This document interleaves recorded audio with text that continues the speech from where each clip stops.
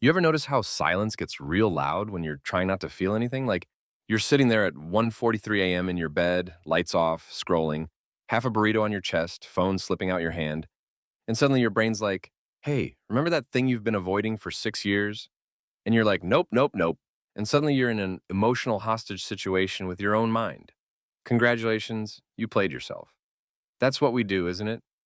We avoid, we dodge, we run from anything that even hints at discomfort like it's chasing us with a chainsaw. Joe's rule number 3. The more you avoid it, the more it owns you. Read that again. Because it's not just a cute quote, it's a mirror.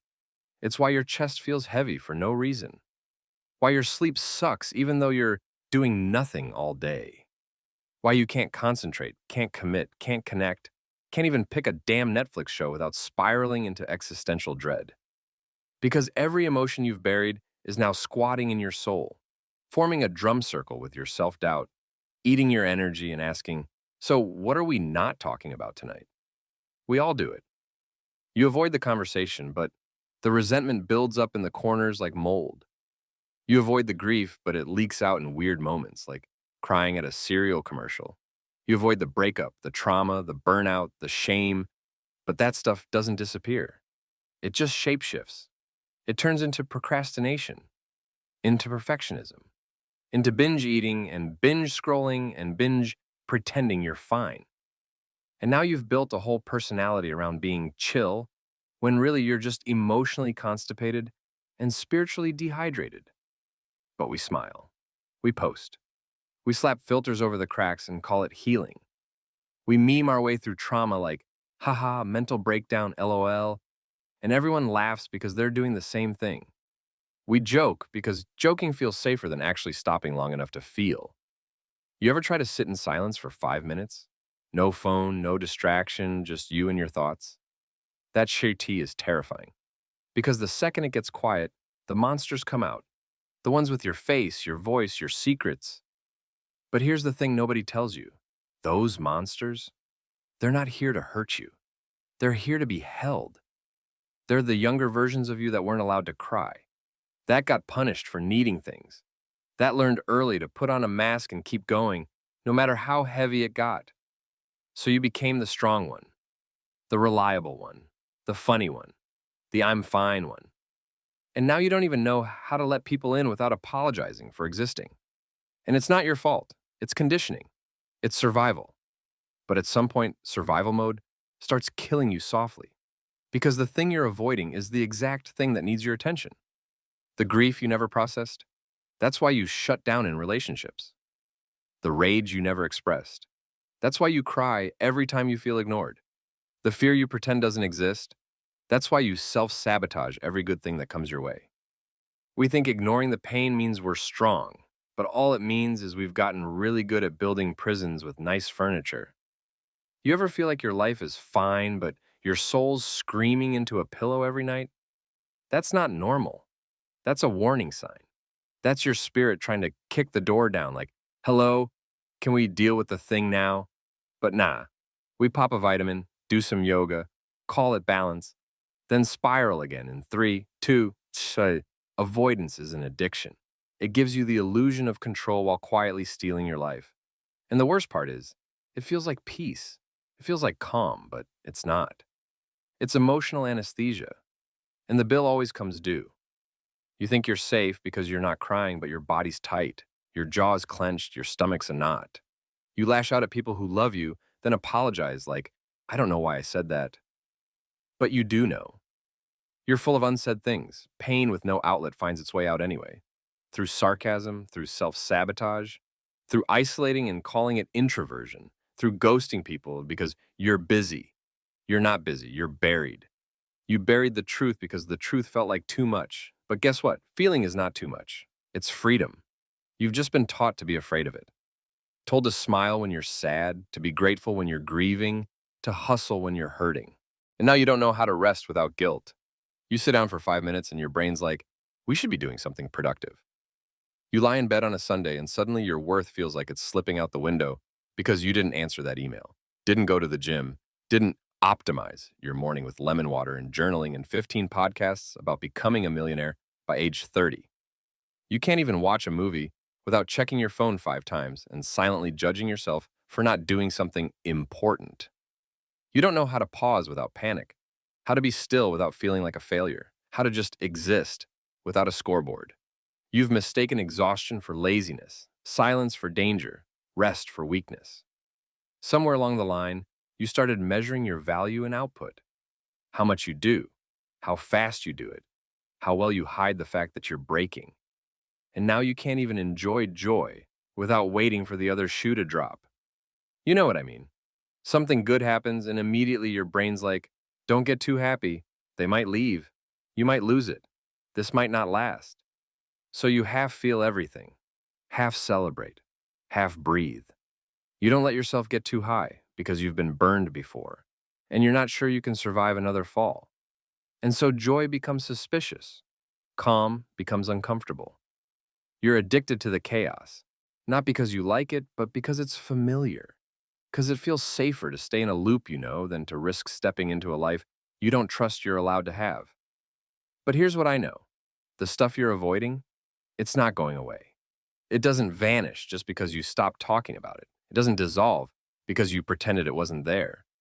That thing you don't want to think about, that loss you buried, that truth you swallowed, it's not gone. It's just backstage, quiet, waiting, still dressed in black, still memorizing your lines, waiting to walk out and hijack your next performance. It'll show up in your relationships, in your career, in your body, in the way you flinch when someone raises their voice, in the way you shut down when someone gets too close, in the way you apologize for existing when someone asks you a basic question. Because whatever you don't face, you repeat. That's the truth. Different job, same burnout. Different city, same loneliness. Different partner, same heartbreak. Different year, same New Year's resolution that dies by February because the thing underneath it, the root, has never been touched. You think it's about motivation. It's not. It's about avoidance. You can set goals all you want, but if you're building on top of an old wound, all you're doing is decorating a house with a cracked foundation. Because until you face the root, the symptoms will just keep changing outfits. They'll look like procrastination, or perfectionism, or people-pleasing, or rage, or apathy. But they're all saying the same thing. Something inside you needs attention, but you keep pushing it off. You keep saying, not now. When I have time, when things settle down. But when is that? Be honest. When has life ever just given you the perfect window to do deep emotional work? When has healing ever RSVP'd on your calendar and politely said, Thursday, 2 p.m., shall we cry about the abandonment wound? It doesn't work like that. You have to choose it. You have to turn toward the thing, not tomorrow, not someday, now, right now, because you're already carrying it, whether you look at it or not. So here's what I want you to do, right now, not in a week, not when Mercury goes direct, not after your next mental breakdown, now. I want you to stop, just for a second. I want you to get still. I want you to breathe, and I want you to let one truth, just one, rise to the surface. One thing you've been avoiding, one feeling you've been numbing, one memory you've shoved so far down it only comes up in dreams. Don't overthink it. Don't debate it. Don't smother it with logic or sarcasm or a motivational quote. Just let it speak. Let it rise. Let it be ugly. Let it be weird. Let it be inconvenient. Don't fix it. Just name it. Whisper it. Write it on a napkin. Say it to the ceiling. Say it to your mirror. Say it to your dog. I don't care. Just stop pretending it's not there. Because you can't outrun what lives inside you. You can't out-hustle your own history. You can't outrank your own reflection. And you don't need to. You don't need to be fearless. You just need to be honest. That's it. That's how the healing starts. Not with clarity. Not with a 7-step plan. Not with some inspirational Pinterest board. Just honesty. Brutal, beautiful, painful honesty. Just you, finally telling yourself the fucking truth. I'm tired. I'm overwhelmed. I'm still hurt. I never got closure. I feel behind. I don't know who I am anymore. I miss them. I miss me. That is power. That is the moment everything starts to change. Not because you fixed it, but because you finally stopped lying to yourself. You took your truth off mute. You stopped gaslighting your own nervous system. And suddenly you're not stuck.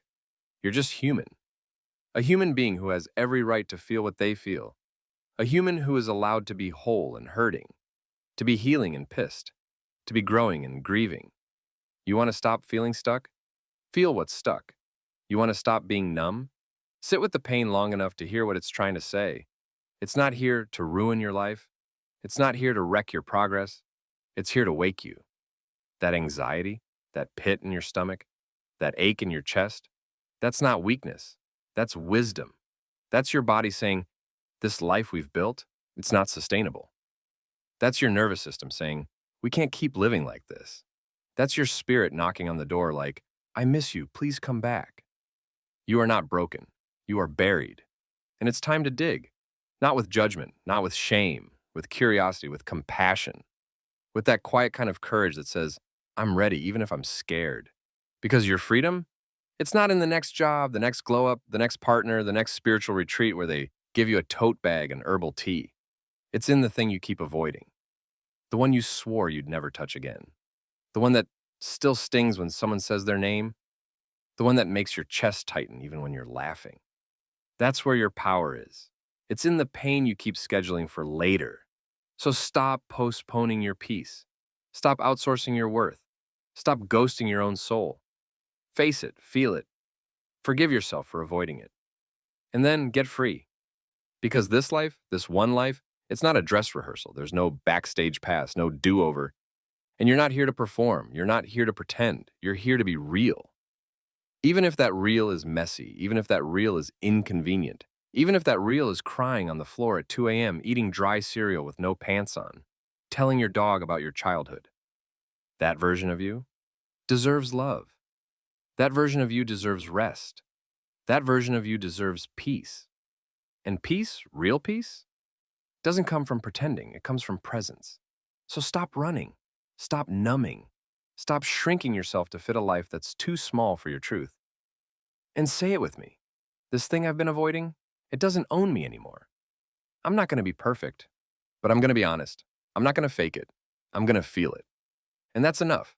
That's more than enough. That's the beginning of everything.